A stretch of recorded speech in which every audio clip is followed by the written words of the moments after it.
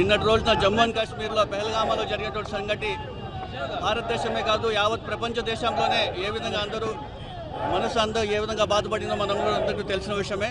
అదేవిధంగా ఈరోజు చూసుకుంటే నిన్న జరిగిన సంఘటన చూసుకుంటే దీన్ని తీవ్రంగా మనం అందరూ కూడా ఖండిస్తున్నాం.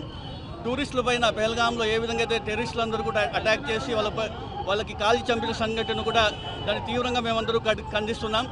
అదేవిధంగా వైఎస్ఆర్సీపీ పార్టీ ఆధ్వర్యంలో వైఎస్ జగన్మోహన్ రెడ్డి గారి ఆధ్వర్యంలో ఈరోజు స్టేట్ వైడ్ అందరూ కూడా సాయంత్రం 6:30 గంటలకు క్యాండిల్ ర్యాలీ చేయాలని చెప్పేసి మా పార్టీ కార్యకర్తలు ప్రతి ఒక్కరు పాల్గొని వాళ్ళకందరికీ వాళ్ళ ఫ్యామిలీస్ అందరికీ మేము సంఘీభావం తెలియడం జరిగింది. అదేవిధంగా ఈరోజు దేశ చరిత్రలో ఎప్పుడూ లేని విధంగా పుల్వామాగా ఎక్కువ పెద్ద ఇన్సిడెంట్గా ఇది జరిగిందని మీ అందరూ తెలుస్తున్నాం. దీన్ని మేమందరూ కూడా కండెమ్ చేస్తున్నాం.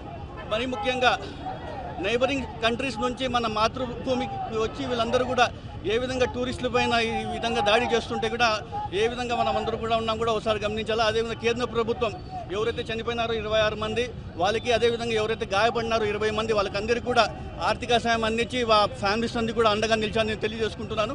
ఇంటెలిజెన్స్ అయితే భద్రత సెక్యూరిటీ ఫోర్సెస్ అన్నీ కూడా వైఫల్యం అని కూడా నేను గట్టిగా చెప్పదలుచుకుంటాను. ప్రతి ఒక్కరు కూడా మన వైఎస్ఆర్సీపీ తరఫున మేమందరూ కూడా దీనికి ఈ చనిపోయిన ఫ్యామిలీస్ కానివ్వండి వాళ్ళకందరూ కూడా మా ప్రభుత్వం మా వైఎస్ఆర్సీపీ పార్టీ ఎప్పుడు వాళ్ళకి అండగా ఉంటుందో తెలియజేసుకుంటున్నాను. వైఎస్ఆర్ కాంగ్రెస్ పార్టీ అధినేత వైఎస్ జగన్మోహన్ రెడ్డి గారి పిలుపు మేరకు కూడా కాశ్మీర్లోని పహల్గామలో ఉగ్రవాదుల దాడిలో మరణించినటువంటి పర్యాటకుల ఆత్మకు శాంతి చేకూరాలని క్యాండిల్ ర్యాలీ చేపట్టడం జరిగింది. ఈ కార్యక్రమంలో వైఎస్ఆర్ కాంగ్రెస్ పార్టీ మేయర్ గారు, డిప్యూటీ మేయర్లు, వైఎస్ఆర్ కాంగ్రెస్ పార్టీ కుటుంబ సభ్యులు, సీనియర్ నాయకులు, నగరాధ్యక్షులు అందరం కూడా పాల్గొని వారి ఆత్మకు శాంతి కలగాలని మనసారా కోరుకుంటా ఉన్నాము. ఏదైతే ఈ దాడికి పాల్పనున్నటువంటి ఉగ్రవాదులని కఠినంగా శిక్షించాలని కూడా మేము ఈ సందర్భంగా కేంద్ర ప్రభుత్వాన్ని డిమాండ్ చేస్తూ ఉన్నాము.